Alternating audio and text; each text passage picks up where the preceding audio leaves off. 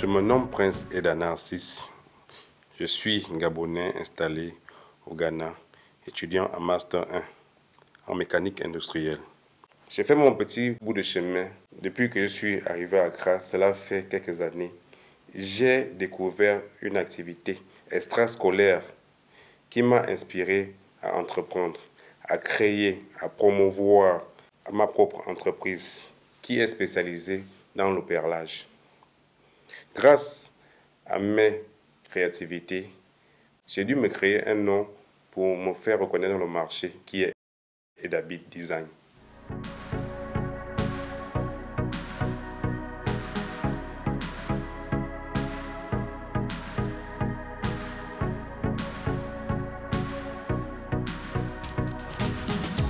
Je me nomme Prince Eda Narcisse, de nationalité gabonaise. Je suis célibataire. Je suis père d'une fille de 5 ans que j'aime beaucoup. Je suis étudiant en année de Master 1 en électromécanique, ou plus encore appelé en production industrielle, mécanique industrielle. Je suis un designer, mais il y a différents sortes de designers. D'autres qui font dans les habits, d'autres qui font dans les chaussures, bien différents. Et moi, ma spécialité dans les perles, dans le perlage. C'est-à-dire, grâce aux perles, je peux fabriquer des bracelets, faire des chaussures, faire des habits, faire tout ce qui concerne le perlage, bien des bijoux. C'est mon domaine. Je travaille d'abord sous l'illumination de quelqu'un.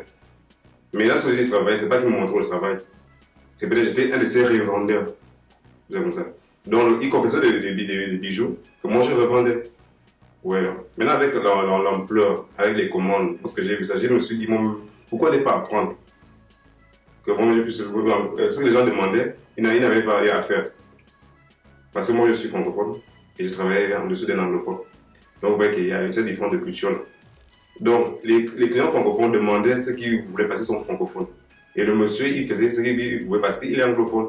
Il est habitué avec des anglophones. Donc, il était obligé de faire.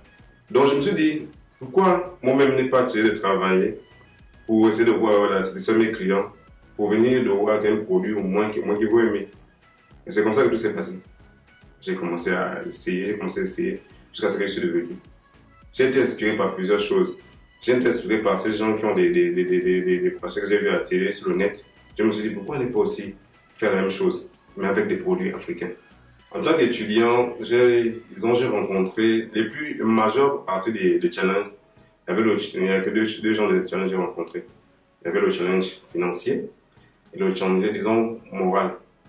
Pour les côtés financiers, j'ai voulu faire quelque chose qui demandait beaucoup de moyens. Donc, j'ai commencé, c'était vraiment dur pour moi d'essayer de joindre les deux bouts. Parce que donc, je voulais venir dehors avec un produit vraiment que moi-même je voulais faire, que j'aimais. Je n'ai pas eu suffisamment de moyens pour commencer.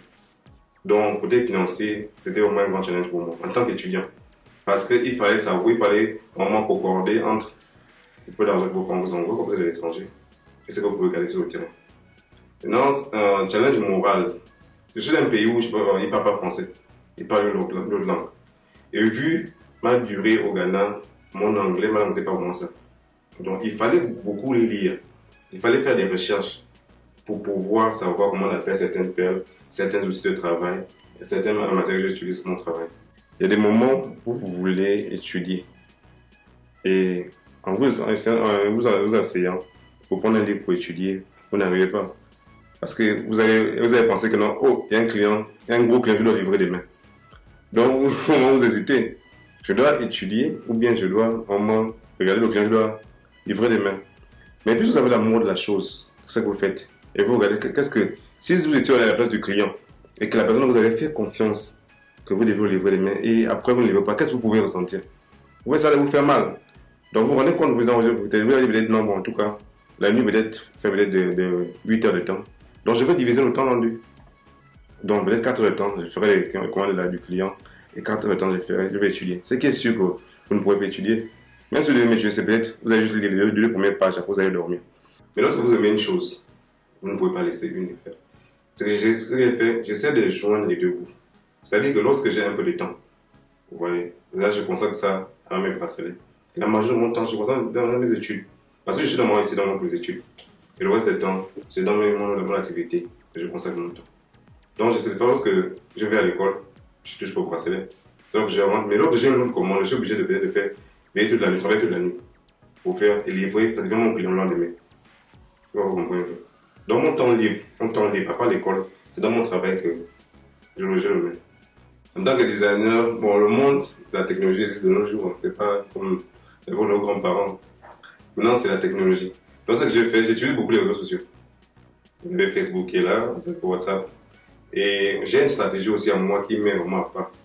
Vous voyez, je fais beaucoup de cadeaux aux gens.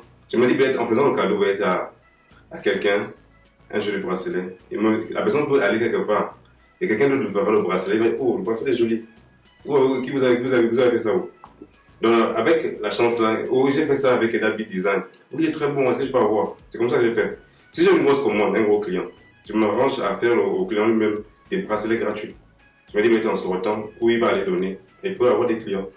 Je mets sur mon statut, j'ai une page Facebook, j'utilise, j'ai un site web, j'utilise beaucoup mon WhatsApp. Et en tant que francophone au Ghana, on a la chance d'avoir ces groupes de vente entre nous les francophones. Ils font en sorte qu'on peut valoriser. Si vous avez un produit en promouvoir, vous pouvez le faire passer à l'intérieur. C'est comme ça que je fais pour avoir des clients. Mon meilleur souvenir, c'est lorsque j'ai dû voyager pour aller à Abidjan, juste pour aller montrer à quelqu'un comment faire, en fait, comment changer quelque chose. J'ai dit mon meilleur souvenir parce que le souvenir est accompagné de plusieurs choses que je ne peux pas dire maintenant. Mais sauf que ça a été vraiment une expérience pour moi. Quand on vous appelle, quand on a besoin de vous. Je suis allé, en fait, quand je suis allé, la personne a perdu le pays. J'étais bien logé. Ça a été l'un de mes meilleurs souvenirs. Mon mauvais souvenir en tant que designer, c'est lorsque un meilleur ami m'a vraiment fait confiance. En fait, pour son événement de mariage, il m'a tout confié. Le design, ses colliers, pour lui et sa femme. Mais en fin de compte, j'ai pas pu respecter le délai. Donc, ce qui fait, j'ai tout gâché. Imaginez-vous que quelqu'un vous donne votre responsabilité, c'est vous qui occupez ça. Et le jour où vous n'avez pas. Et la personne se retrouve peut-être à aller se marier, en fait, changer d'accoutrement à cause de vous. C'est mon mot. En fait, j'étais dessus. Est-ce que ça me fait mal? Pas pourquoi. À chaque fois que j'ai fait un même bracelet, quelque chose de nouveau, je le dédie toujours ça dans sa cadeau. Pour pouvoir m'excuser, quoi. C'était mon mauvais souvenir. Comment l'entrepreneur doit se comporter? Je dirais qu'un entrepreneur doit être quelqu'un d'abord de concentrer. Il doit être concentré. En fait, il doit être autodiscipliné. Et troisièmement, il doit savoir se mettre dans la peau du client. Parce que c'est comme les gens négligent ça. Quelqu'un prend sa responsabilité, vous appelez, vous confiez un travail, mais après vous le décevez. Les gens vous feront plus confiance, auront plus confiance en vous, vous donneront plus de marchés que si et seulement si vous êtes quelqu'un de noble et quelqu'un de respectueux. Quand dans l'entrepreneuriat, le plus dur, c'est d'abord le début. C'est d'abord comment se faire connaître. Lorsque vous faites connaître, c'est très facile. Au début, vous allez voir, c'est même vous faites de publicité. Mais là, vous faites connaître, normalement, c'est les autres qui vont vous publicité. Donc, de ne pas avoir peur d'investir. Et de ne pas hésiter. Même si vous avez une petite idée, quelque chose comme ça, ne négligez pas l'idée là. Parce que les idées, c'est Dieu qui donne les idées. Essayez les choses. Si ça vient, vous levez bon matin, ok, j'ai eu cette vision, ou bien j'ai ressenti l'envie de faire ça. Les parents vont dire, bah, il n'y a pas de problème, allez-y à l'école. Mais on met l'école, essayez d'autres choses. Parce qu'on ne sait pas où normalement votre bonheur peut venir. On ne sait pas où normalement votre aide peut arriver.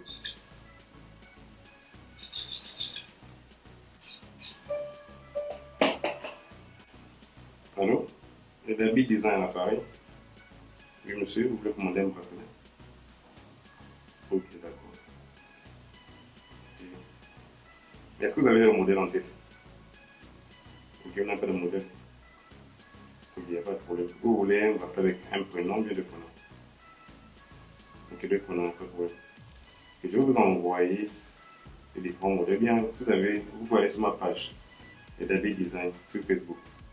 Vous pouvez télécharger ce que vous voulez, vous aimez, vous m'envoyez ça. D'accord, pas de problème, vous faites tout de suite. D'accord. Ok, justement, numéro WhatsApp. Oui, vous pouvez envoyer dessus, il n'y a pas de problème. D'accord. Ok, merci de vous avoir contacté. Mon mail, il y a la chaînette sur le bracelet. Il y a le même modèle, le même matin. Je vais vous copier. Donc après avoir reçu la commande, on va venir à l'usine, quoi. À l'usine où tout est fait. Quand tout à l'heure, on va aller là-bas. Et puis pour confectionner le bracelet. Aujourd'hui, en tant que directeur directeur général de ma propre entreprise, je me sens fier de moi. Parce que je me dis que tous les combats que j'ai mener pour arriver jusqu'à là, il y a eu des hauts, il y a eu des bas, mais je me suis toujours relevé grâce à Dieu. Ce qui fait de moi, quand je me regarde aujourd'hui, j'ai la fierté de moi-même. Je suis fier de moi-même. Et lorsque les gens vous appellent dans le monde entier, vous voyez vos produits, quoi. Il n'y a rien de beau, y a rien de beau dans tout ça. Vous sentez vraiment que dans le travail que vous avez mené, la guerre, la bataille que vous avez menée, c'est porte de fruits aujourd'hui. Et je suis vraiment content de moi-même. Vraiment content de moi-même. Et pour ça, je remercie Dieu. Je dis merci à Dieu. Mon conseil en tant que directeur de ma propre entreprise, et le conseil que je peux donner à mes petits frères africains, je veux dire d'abord que, comme je dis toujours, c'est le courage. N'ayez pas peur. Quel que soit ce que vous êtes, quel que soit ce que vous avez dans les poches, n'ayez pas peur de faire quelque chose. Il n'y a pas que l'école qui paie dans la vie, comme certains mes grands font toujours dit. Mais sauf que l'école apporte au moins certaines connaissances. Mais si vous avez une idée en tête, vous avez un projet que vous voulez réaliser, quel que soit le moyen que vous avez, commencez petit à petit, petit à petit, petit à petit. Donc en tant que grand frère, ce que je veux dire à mes petits frères, c'est-à-dire, si vous n'avez pas appris, vous n'avez rien fait, ne baissez pas les bras. L'Afrique a besoin d'entrepreneurs pour se développer. L'Afrique a besoin des entrepreneurs pour se faire connaître.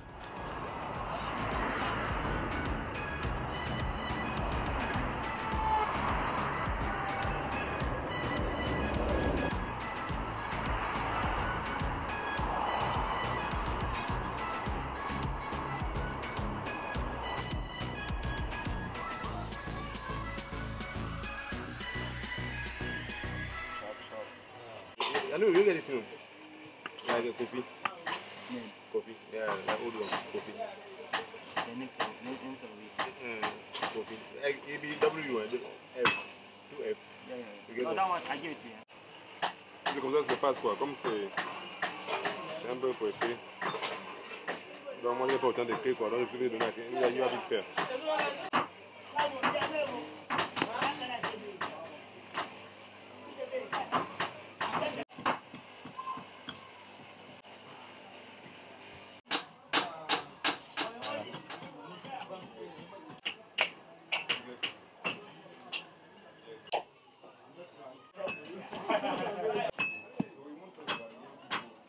Je dis, voilà, c'est un exemple de bracelet. Normalement, c'est un médaillon. Mais on a déjà travaillé le matériel. Mais on peut inscrire un nom dessus, graver un nom dessus. Donc, on va finir de graver. On va vous montrer ça. Ça, c'est avant le travail. Maintenant, on va vous montrer après le travail. On va mettre un nom dessus tout de suite là.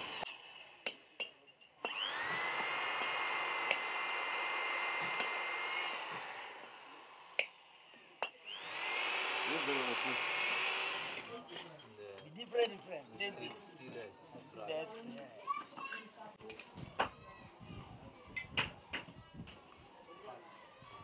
Donc on a fini de faire le plus dur quoi. C'est-à-dire écrire, le nom est plus gravé. Normalement c'est le gravage à la main qu'on a fait, mais aussi à la machine.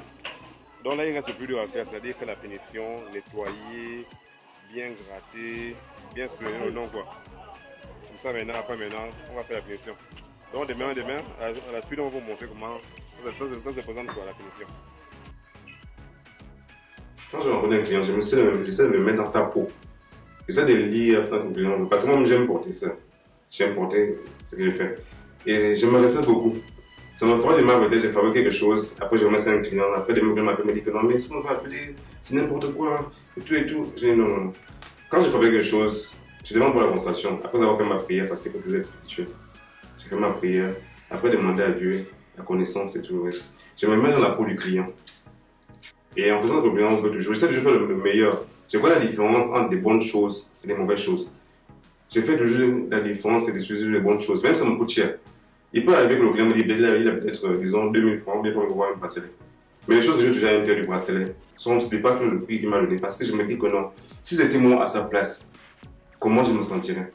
Donc ce qui fait David de design, quelqu'un de différent, c'est parce qu'il fabrique dans le client ce que lui-même, lui-même aime. Il donne des bons produits. Il donne des trucs de garantie, des produits de garantie. On peut dire oui. Tu le garantis. Ne cherche pas l'affaire peut-être juste pour de l'argent. Travaille avec amour.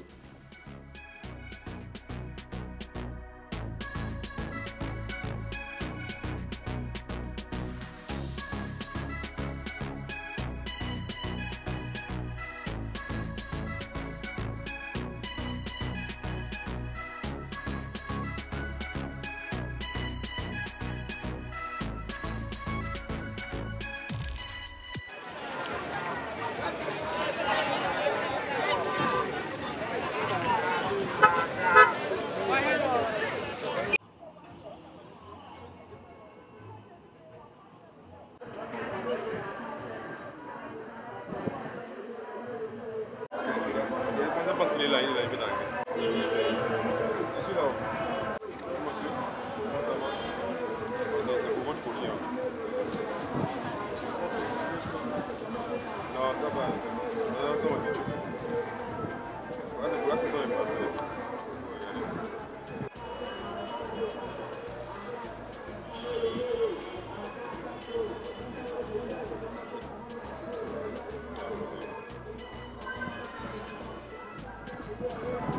Non, on espère vous revoir encore.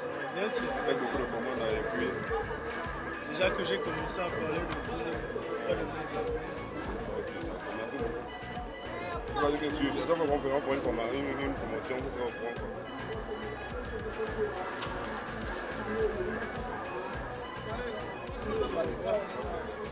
On a fini la livraison, maintenant ça va être à rentrer maintenant. Aller avoir d'autres clients. Parce qu'il y a d'autres qu'il faut livrer à domicile.